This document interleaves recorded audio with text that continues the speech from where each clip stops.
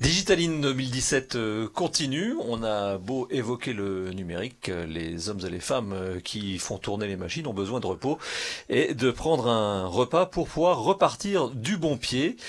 C'est ce que nous faisons avec cette seconde table ronde sur l'intelligence artificielle au service de l'apprentissage. Et vous allez découvrir que c'est une table ronde 100% féminine, à l'exception évidemment de votre serviteur. C'était assez rare pour être souligné. À ma gauche, Agnès Sandor, bonjour. Vous êtes chercheuse au Never Labs Europe. À ma droite, Célia Rosentraub, bonjour. Vous êtes directrice générale des éditions Hatier, merci. Et Mélanie Viennot, qui est directrice générale de Novascribe. Voilà, bienvenue à toutes les trois sur ce plateau. Merci de vous être déplacés pour évoquer ce sujet de l'intelligence artificielle, donc au service de l'apprentissage.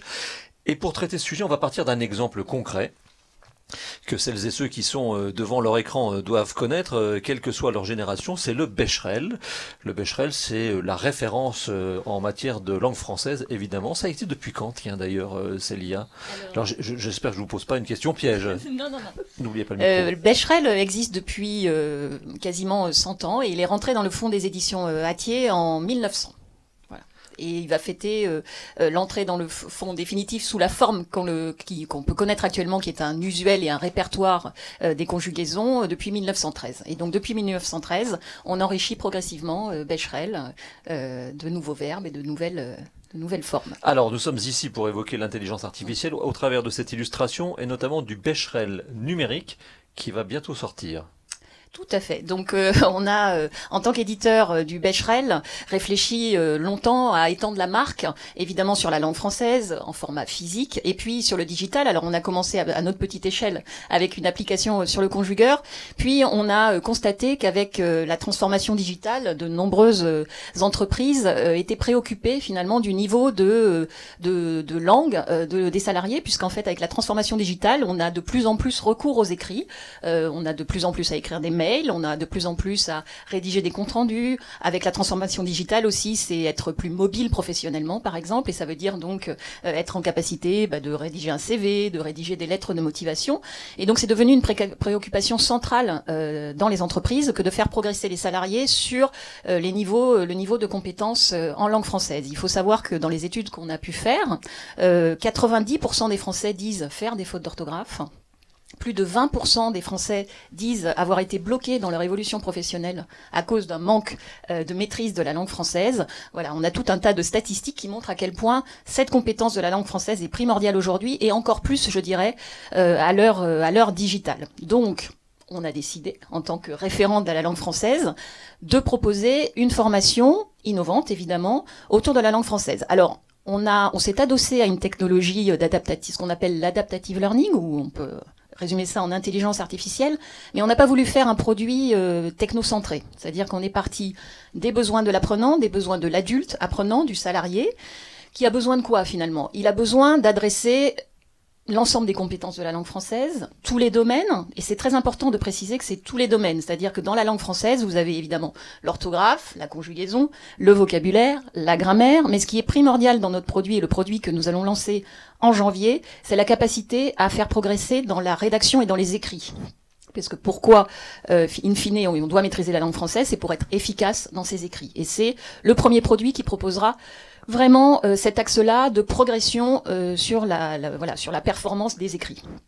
L'adulte, il a besoin de passer donc sur ces 5 domaines.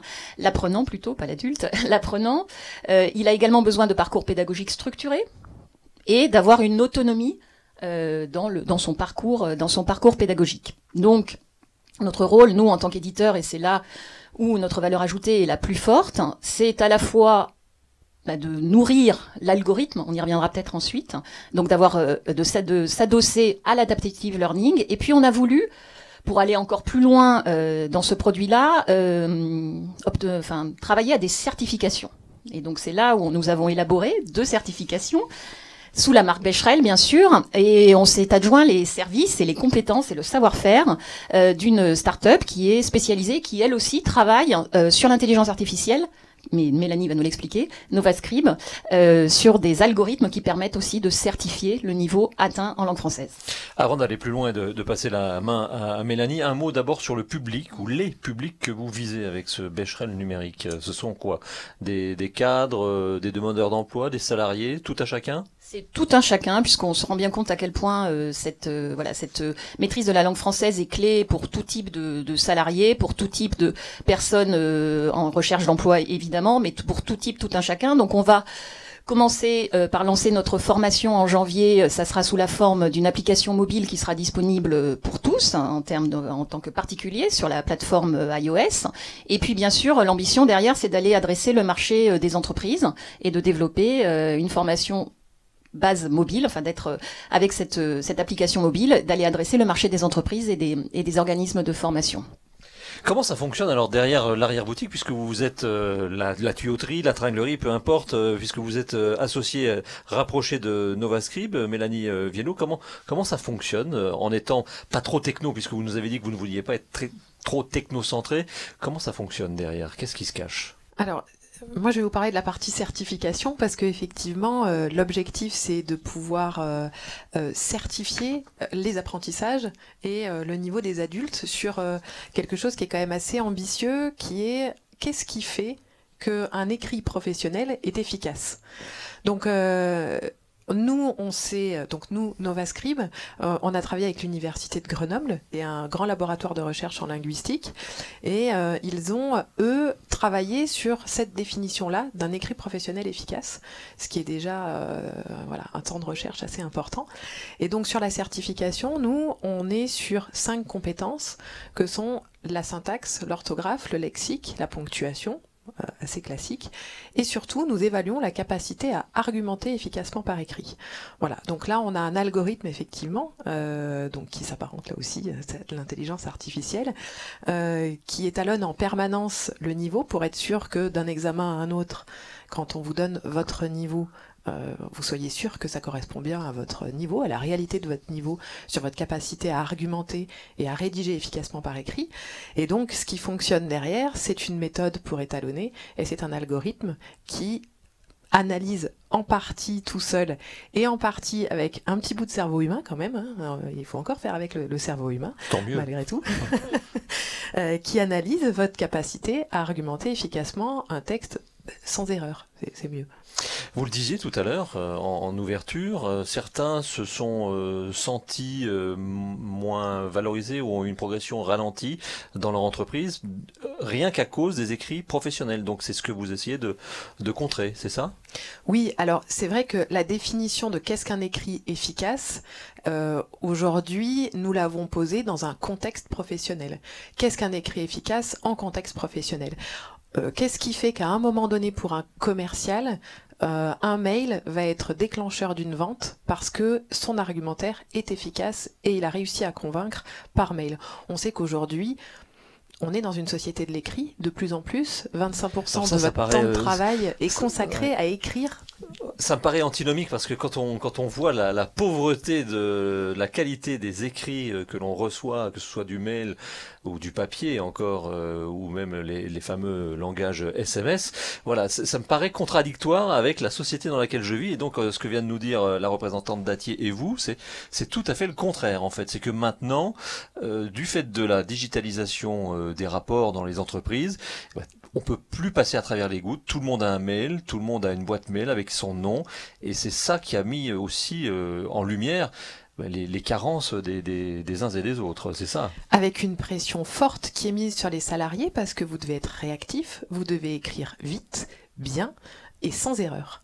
Et c'est vrai qu'aujourd'hui, tout ce qui existait jusqu'à présent, c'était la référence de l'écrit professionnel de qualité, c'était l'orthographe.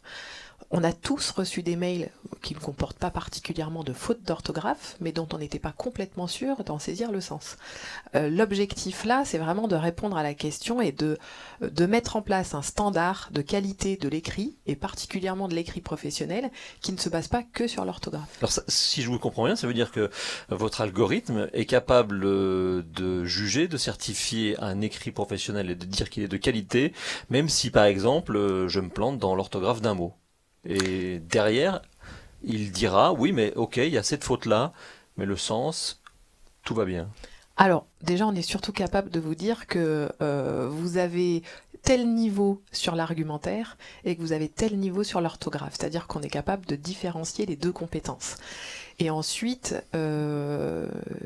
l'objectif quand même, c'est de pouvoir aider les gens, sur la base de ces scores-là, à progresser. Voilà. Évidemment. C'est pas du jugement pour du jugement, c'est vraiment dans une optique d'apprentissage.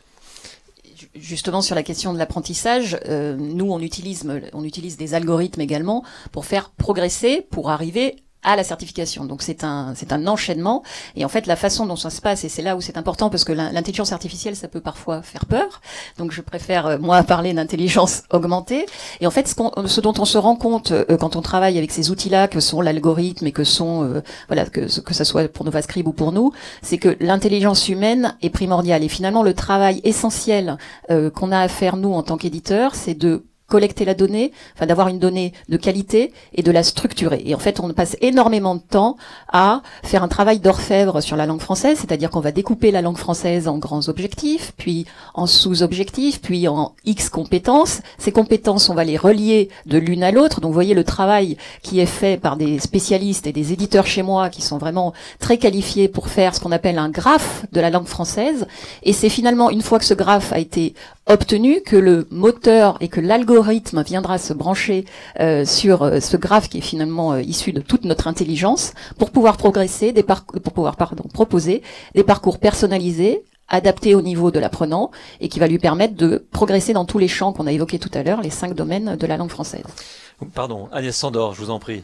Sur le sujet de l'intelligence artificielle, est-ce que vous êtes tout à fait d'accord avec ce qu'on vient d'entendre, puisque vous êtes spécialiste de la question?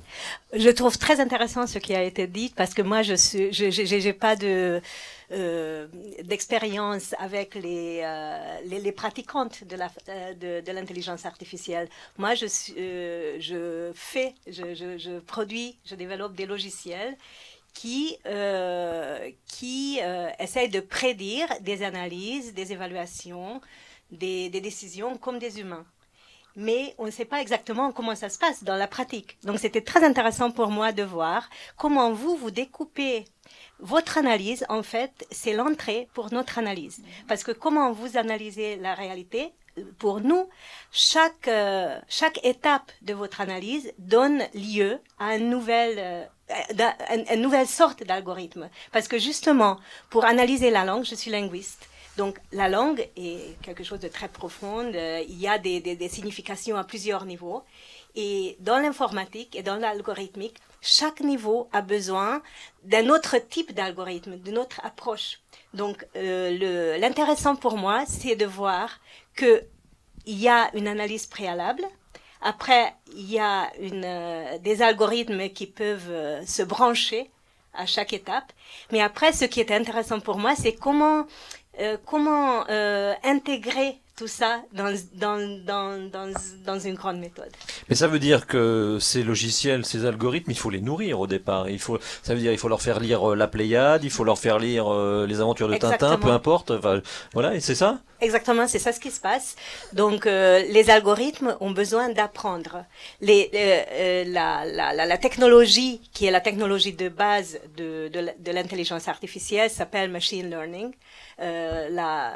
L'apprentissage par l'ordinateur, l'apprentissage automatique. Et ça se fait par exemple. Donc, on donne aux machines beaucoup d'exemples. On donne aux machines beaucoup de résultats des analyses ou des solutions, comment les humains analysent des textes ou comment ils interprètent. Et d'après ça, les machines vont faire des prédictions au lieu des humains. Alors, est-ce qu'on est sûr, question candide, est-ce qu'on est sûr de ce que la machine nous dit, c'est vrai à 100%? Bah, jamais. Jamais. Mais on n'est jamais sûr que ce que les humains disent, c'est à 100%. Il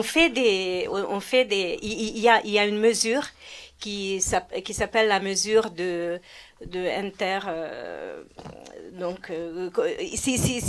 si les évaluateurs sont d'accord dans leur analyse, et des fois c'est les machines qui sont meilleures dans cette mesure. Donc ça dépend des applications. Alors la langue française, puisqu'on parle pour le moment du français, c'est une langue vivante. Ça veut dire qu'il faut nourrir régulièrement aussi ces machines, ces algorithmes. Absolument, absolument. On ne peut pas s'arrêter. On ne peut pas s'arrêter. Et en plus, ce qui pose beaucoup de difficultés aussi pour les machines, c'est ces différents styles. Par exemple, dans des tweets, on parle pas en termes de phrases complètes. Et c'est très intéressant d'analyser les tweets et interpréter des tweets, et les machines maintenant veulent interpréter ça aussi. Il y a régulièrement des compétitions en intelligence artificielle. Comment vous pouvez prédire, si par exemple cette année il y a une compétition pour prédire l'ironie dans des tweets, par exemple. Alors quel but justement dans cette intelligence artificielle vis-à-vis des écrits? Autant dans la précédente présentation, ok, on va vers une certification, mais là, quel est le but final? Le but final, c'est de reproduire la pensée humaine ou les processus cognitifs humains au mieux possible. En fait, ici, il y a des nuances. Parce que les machines, ce qu'ils font, on peut prédire ce qu'un humain ferait dans une situation, comment ils évalueraient. On peut prédire des évaluations. La difficulté est qu'il faut expliquer aussi ces évaluations. Et la machine pense pas comme les humains. Pour la machine, il y a des indices et les machines vont déduire que par exemple, un essai est très bien fait parce que il y a 200 adjectifs et 3 virgules et c'est ça les signaux, oui. Les signaux. Et ça, c'est pas une explication pour un humain. Pourquoi l'essai a une bonne marque? C'est pas parce que il y a tant d'adjectifs. En fait, le fait qu'il y a tant d'adjectifs ou je sais pas quoi, c'est parce que c'est bien écrit. Mais on pourrait écrire pour l'algorithme une très bonne dissertation en faisant des listes d'adjectifs ou des listes de virgules, etc. Donc, il ne connaît pas le sens véritablement. Est-ce qu'en allant vers une modélisation de la langue française, on ne va pas vers une uniformisation et justement vers la perte de ce côté un peu qui fait aussi le charme d'une langue, que ce soit le français ou autre chose? Je ne pense pas. Parce que justement, les algorithmes suivent l'usage humain. Justement, je pense que c'est moins qu'avant, quand il y avait des standards où l'utilisation standard des langages était tellement important. Je pense qu'aujourd'hui, on est libre d'utiliser la langue qu'on veut et les machines s'adaptent. Alors j'ai une question là sur les réseaux sociaux, puisque vous pouvez envoyer vos questions sur le live tweet. Quelles sont les limites actuelles de ces systèmes? Alors quelles sont les limites actuelles de ces systèmes? Je sais pas, je me tourne vers les 3 personnes autour de la table. Y a-t-il d'ailleurs, est-ce qu'il y a des limites, puisque on peut se poser la question? Bien sûr, il y a des limites. Une limite, par exemple, c'est cette force explicative. Parce que c'est difficile après à expliquer et les apprenants ont besoin de savoir pourquoi ils ont une marque ou pourquoi une analyse est faite comme elle est faite. Et il y a une autre chose. L'intelligence artificielle s'adresse à l'analyse des contenus, mais aussi, comme vous avez dit, à l'analyse des données. Des analyses des données numériques qui nous entourent, combien de fois on a cliqué, quel temps on a passé devant l'ordinateur, et tout ça, ça donne place à des conclusions sur notre comportement. Donc c'est le comportement qui est jugé par ça. Alors, mais ça c'est sujet à une interprétation. Et des fois, c'est pas très évident d'interpréter les données. Et ça c'est pour moi, ça c'est un grand enjeu de l'intelligence artificielle. Avant de poser la question à mes 2 voisines, y a-t-il des langues plus compliquées? Puisque là, on est très auto-centré sur le français. Mais est-ce qu'il y a des langues plus compliquées à analyser, sur lesquelles les machines ont un peu plus de mal? Je pense que pour les machines, ce qui compte, le nombre d'exemples. Par exemple, dans la traduction, Google fait très très bien entre l'espagnol et l'anglais, parce qu'il y a beaucoup d'exemples et ils apprennent.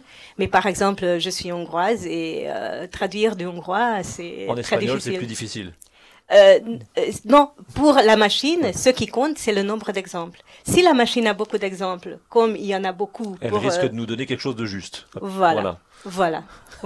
Et je pense que la difficulté, c'est le nombre, c'est la quantité de données qu'il y a. C'est la base les fonds, en fait, les données qui sont disponibles. Ouais. Sur les limites du système. Oui, je rejoins Agnès Sandor sur le fait qu'il faut s'appuyer quand on se lance dans des développements de ce type-là sur des algorithmes qui ont fait leurs preuves, parce qu'effectivement, il faut qu'ils soient nourris de suffisamment de données. Donc, on va aller s'adosser à des partenaires qui ont des algorithmes qui tournent. On dit que, mais je m'adresse à la chercheuse, qu'il faut au moins 2 ans avant qu'un algorithme soit suffisamment nourri pour, en tout cas, sur la langue française, pour pouvoir être efficace. C'est pour ça on est très vigilant dans le choix de nos partenaires. Une des autres limites aussi en termes de production, et ça c'est l'éditeur qui parle, c'est que c'est très exigeant en termes de préparation de données, en termes de structuration pédagogique, en termes de règles pédagogiques. C'est pas l'algorithme qui donne les règles pédagogiques, c'est l'humain, et tant mieux. Et donc, mais tout ceci demande un travail très très fin et très fouillé. Et donc c'est une des limites, c'est que tout ça prend du temps. Voilà, pour développer des outils, des contenus qui soient à la hauteur de ce qu'on attend d'une bonne utilisation de l'intelligence artificielle. Mélanie Viennot, sur ces limites du système. Oui, alors après, là on parle quand même d'un sujet très particulier qui est la langue française. La langue française, avant tout, c'est le support de notre pensée. Il n'y a pas de pensée sans mots. Donc à un moment donné, l'intelligence artificielle peut prédire des choses, mais il n'y a que vous qui puissiez traduire votre pensée fine et la plus fine possible par les mots les mieux choisis, les plus appropriés. Donc là-dessus, de toute façon, l'être humain reste encore bien en avance par rapport à l'intelligence artificielle. Voilà, ça fait plaisir, ça nous donne un peu d'optimisme pour la suite. Agnès, vous voulez rajouter oui, juste quelque chose. Oui, il y a des tâches sur lesquelles l'être humain est clairement supérieur, mais il y a des tâches où la machine est supérieure. Par exemple, c'est justement l'analyse des données. Parce que nous, on est mauvais pour analyser statistiquement des grands nombres, et avec Internet et avec les supports digitaux, on a énormément de données qu'on est incapable d'analyser et même incapable de choisir aussi. Donc les algorithmes nous aident beaucoup dans ça. Je reviens à Becherel et à sa sortie en version numérique. Vous nous avez parlé de certification. C'est une certification qui sera reconnue, que vous souhaitez être reconnue par qui, par quels organismes? Alors, il y a 2 pans dans ce qu'on fait sur Becherel. Il y a d'une part un outil et une application d'entraînement et de formation à la langue française. Donc ça le faire, voilà, tout le monde peut le faire, et toutes les entreprises pourront voilà, effectivement abonner leurs salariés à cette formation pour que les salariés progressent. Et au bout de cette formation, l'idée, c'est effectivement de pouvoir passer les certifications Becherel qui sont développées par NovaScript. Donc c'est vraiment l'ensemble de l'écosystème qu'il faut prendre en compte, à la fois la partie formation et la partie certification.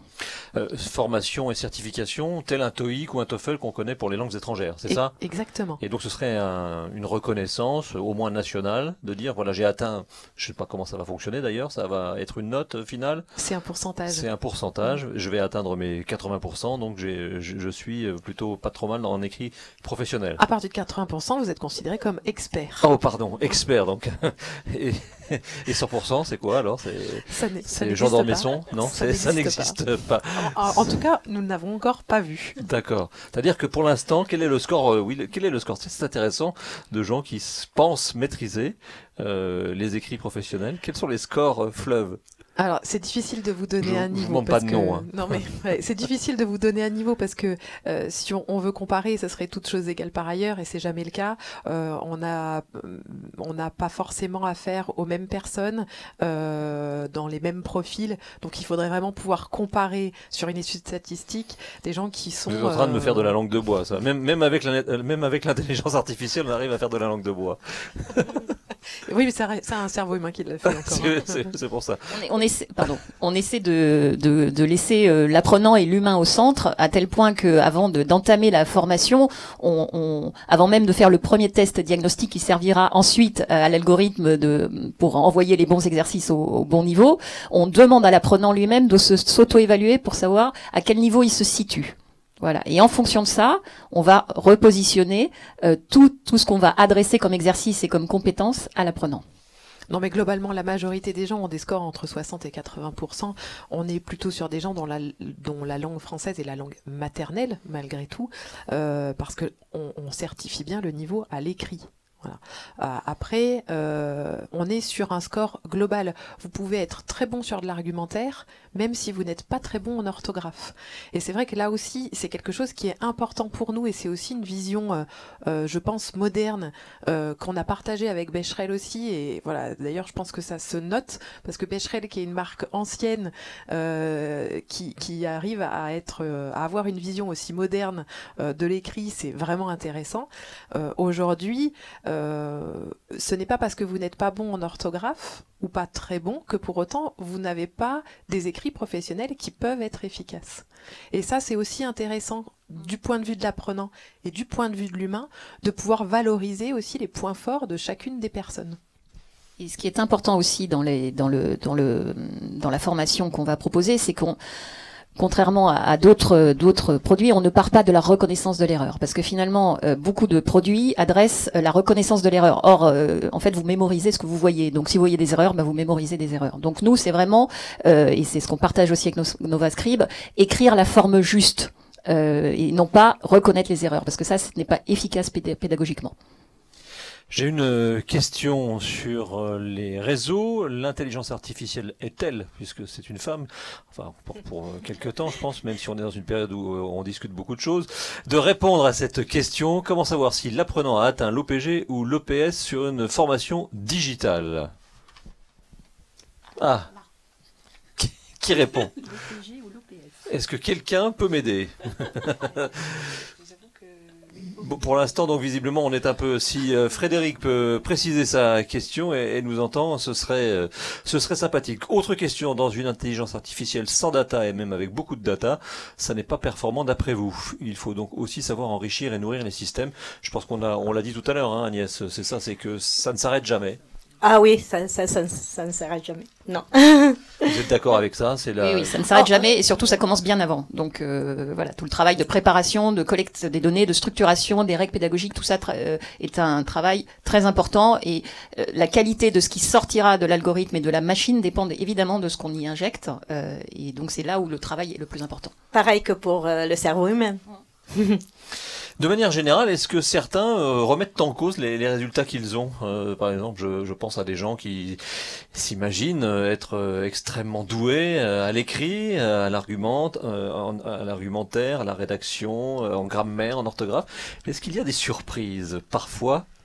Et comment vous les traitez? Alors, aujourd'hui, nous n'en avons pas eu. Et effectivement, le retour qu'on peut avoir des gens, justement parce que on distingue les scores sur ces 5 compétences, globalement, les surprises qu'on peut avoir, c'est plutôt dans l'aspect positif des choses. J'avais le sentiment que je n'étais pas forcément très bon, et je me rends compte que j'ai vraiment des points forts sur lesquels je peux m'appuyer, même si j'ai des points à travailler par ailleurs. Donc aujourd'hui, nous n'avons pas eu de surprise du point de vue utilisateur, et après, on a quand même une vérification. On utilise, nous, une méthode scientifique, donc on a une vérification par un psychométricien qui intervient régulièrement pour s'assurer que les niveaux qui sont donnés correspondent bien à une réalité psychométrique au moins, quoi. Voilà. Pour parler de la formation en tant que telle, pour ne pas décourager, parce que finalement beaucoup d'apprenants et beaucoup d'adultes ont un souvenir en tout cas douloureux. Souvent on nous dit oh là là, l'orthographe à l'école c'était dur, oh là là les Becherel, j'ai transpiré sur les Becherel. Donc Becherel a beaucoup réfléchi à ça, et dans l'application qui va sortir, évidemment on est très attentif à proposer ce qu'on appelle des gameplays ou une gamification, même si c'est un mot bien galvaudé, mais en tout cas un accompagnement, une forme assez ludique des apprentissages pour favoriser au maximum l'engagement de l'apprenant et le fait que oui, il va avoir envie de progresser parce qu'on va lui mettre des marqueurs, on va lui proposer une visualisation assez originale de ses progrès pour qu'il ait envie de continuer à avancer. Agnès. Oui, justement, l'intelligence artificielle peut apporter des nouvelles formes d'éducation, de nouvelles formes d'apprentissage. Par exemple, le gamification, c'est un bon exemple. Après, par exemple, la réalité virtuelle, qui repose aussi beaucoup sur l'intelligence artificielle, c'est puissant pour ramener, par exemple, les apprenants des langues étrangères dans des mondes virtuels, mais qui ressemblent au monde réel. Voilà, donc il y a ou bien des agents conversationnels qui permettent de faire une conversation, et tout ça, ça permet de travailler autrement et gratuitement, sans l'intervention humaine qui peut coûter cher. Une question sur la triche. Comment s'assurer qu'il n'y a pas de triche de la part du stagiaire lors d'une certification? Alors bon, le pauvre Jean Dormesson n'est plus là, mais admettons, moi je suis derrière mon ordinateur, je sèche, je peux essayer de le contacter si je le connais, ou quelqu'un qui a des compétences. Comment vous faites? Alors, c'est étonnant de me retrouver en train de vanter les vertus de l'humain au milieu de cette table ronde sur l'intelligence artificielle, mais là aussi, rien ne remplace l'humain, et en fait, comme les autres tests, comme le TOEIC, comme le TOEFL, ça se passe en conditions surveillées. Ça se passe bien sur une plateforme, mais en conditions surveillées. D'accord, donc on n'est pas chez soi dans le canapé. Et non. Parce que déjà, il faut qu'on s'assure qu'il n'y a pas de triche, et surtout que c'est bien vous, et pas votre voisin, par exemple, qui va passer la certification à votre place. Très bien, merci beaucoup. Sur le Becherel, donc demain, n'importe qui pourra se former, mais bon, alors évidemment, vous visez aussi le monde de la formation et le monde de l'entreprise, c'est-à-dire que vous allez prendre contact toutes les deux, d'ailleurs, puisque vous marchez de concert avec quoi, les RH, quelles sont les portes d'entrée plutôt dans ce domaine-là? Dans ce qu'on a pu étudier de ce marché-là, il y a plusieurs niveaux de portes d'entrée. Il y a évidemment les DRH en premier lieu, et les DRH sont très attentifs à ce que je vous expliquais tout à l'heure, à ce que les salariés soient motivés, qu'ils aient envie de venir réviser et progresser en langue française. Donc ils vont être très attentifs à la forme qu'on leur propose. Donc c'est pour ça que, au vu de toutes ces études-là, on arrive avec une forme mobile, hein, donc parce que on veut pouvoir, et les DRH en sont conscients, réviser dans le train, dans le métro, où qu'on soit, et sur des sessions assez courtes, hein, ce qu'on appelle le micro-learning. Donc ça nous permet d'adresser ces besoins-là dont les DRH ont tout à fait conscience, et travailler aussi sur ces aspects, finalement, même si on est en formation en entreprise, travailler sur ces aspects d'engagement, de ludification, de gamification, pour qu'il y ait une véritable efficacité et que les salariés ne décrochent pas. Donc les DRH sont la première porte d'entrée, évidemment les organismes de formation, évidemment aussi certaines plateformes digitales, hein, de formation qui commencent à émerger, sur lesquelles Becherel pourrait être présent. Voilà, donc il y a tout un prisme de partenaires avec lesquels nous allons commencer à travailler. Mélanie Viennot. Oui, alors peut-être, la cible, effectivement, je confirme, des responsables commerciaux. Parce que là aussi, on a encore une fois, hein, c'est une profession qui écrit de plus en plus aussi, et qui a l'obligation d'avoir un argumentaire qui soit efficace.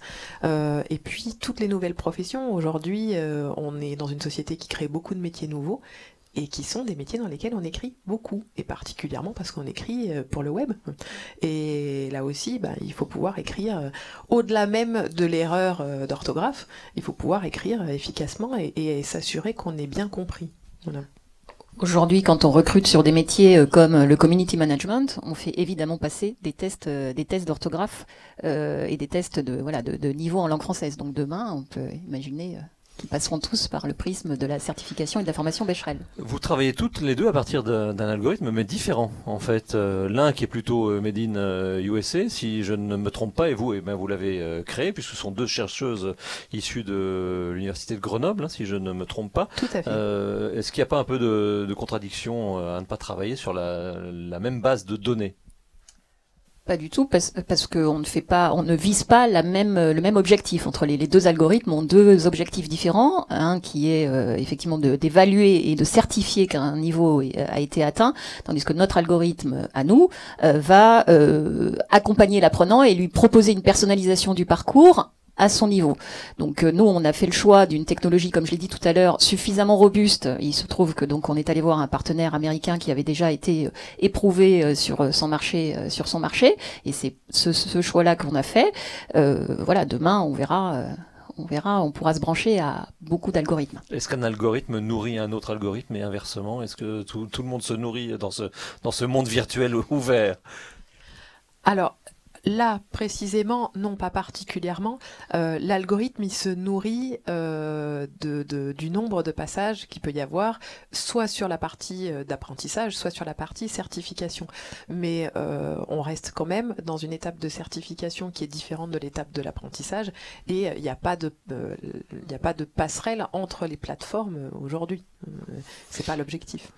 Question, l'existence de la passation de ces certifications en milieu pro ne remet-elle pas en question le système d'apprentissage de la langue à l'école, au collège ou au lycée?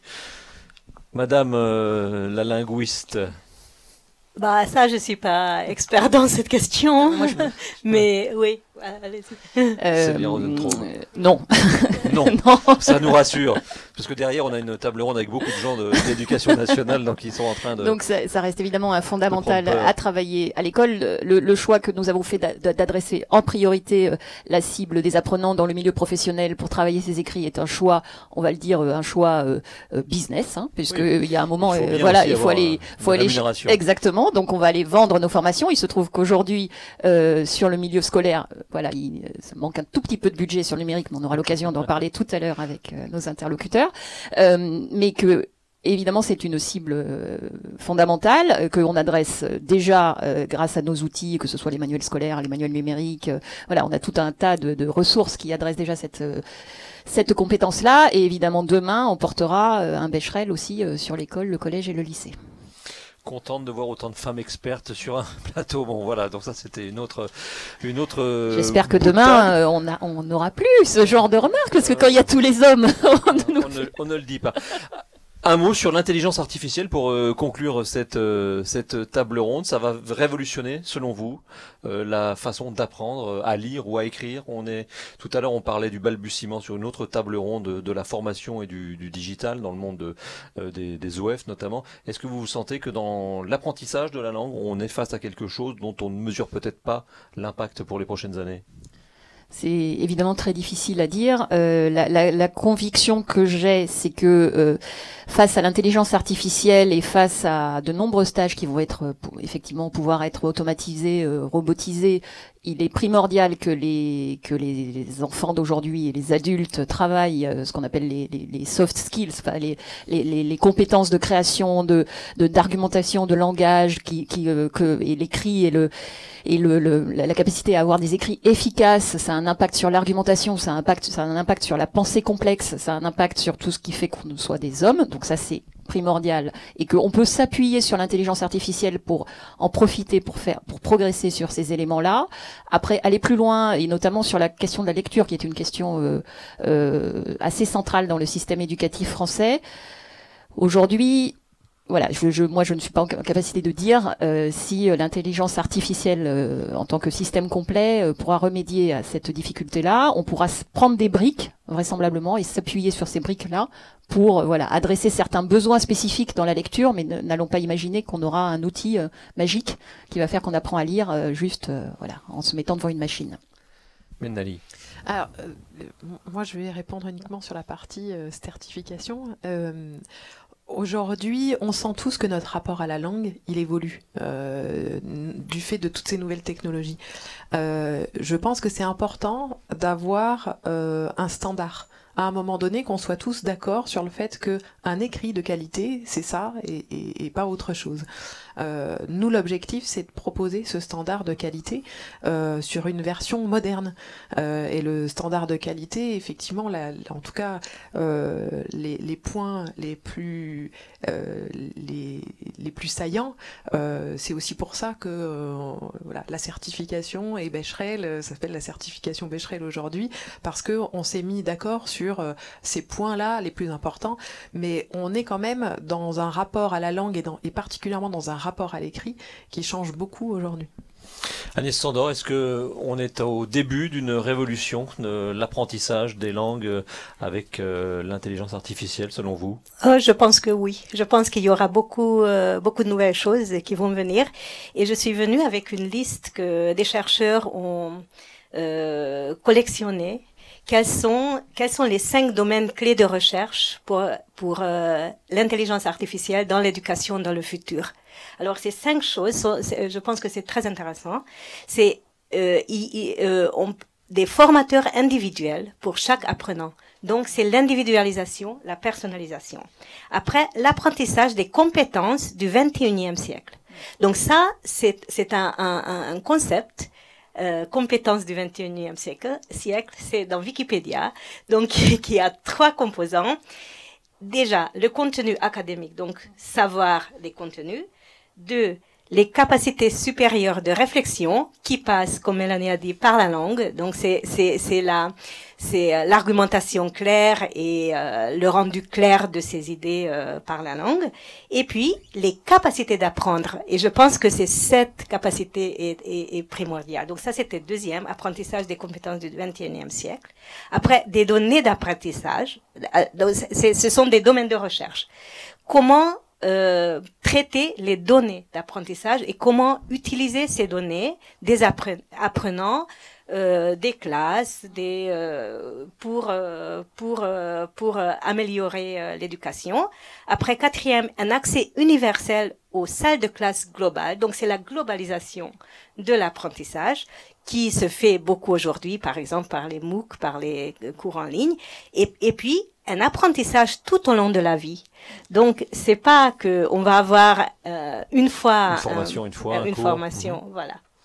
Merci. Il y a une réflexion, c'est pas une question, mais une réflexion qui va aller dans le sens de ce que vous avez dit depuis le début de cette table ronde. Selon les études, les 3 compétences les plus recherchées en 2017 sont, alors je suppose que ce sont les compétences recherchées par les employeurs, les langues, la communication, l'expression écrite et orale, et la gestion d'équipe. Voilà donc pour ce point qui apporte un peu d'eau à notre moulin. Y aura-t-il une durée de validité des certifications?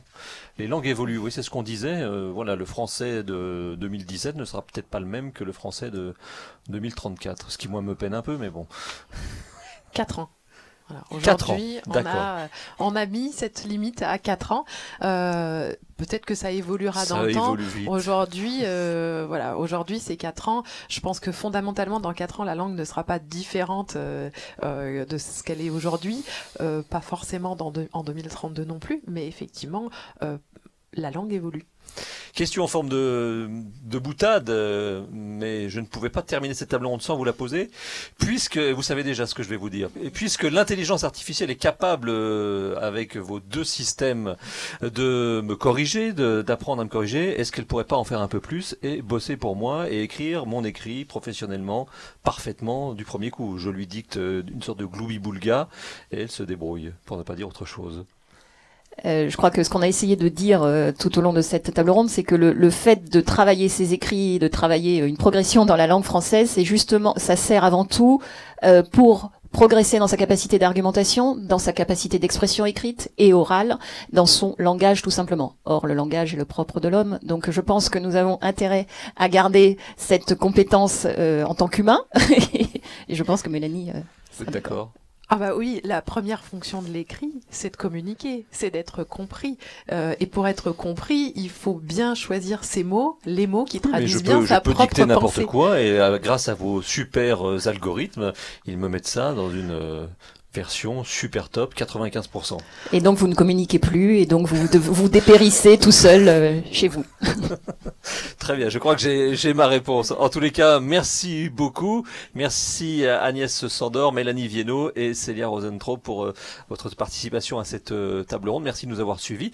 Digitaline 2017, ça continue. On se retrouve à 16h avec un autre sujet, les BRNE, les banques de ressources numériques éducatives. À tout à l'heure, 16h.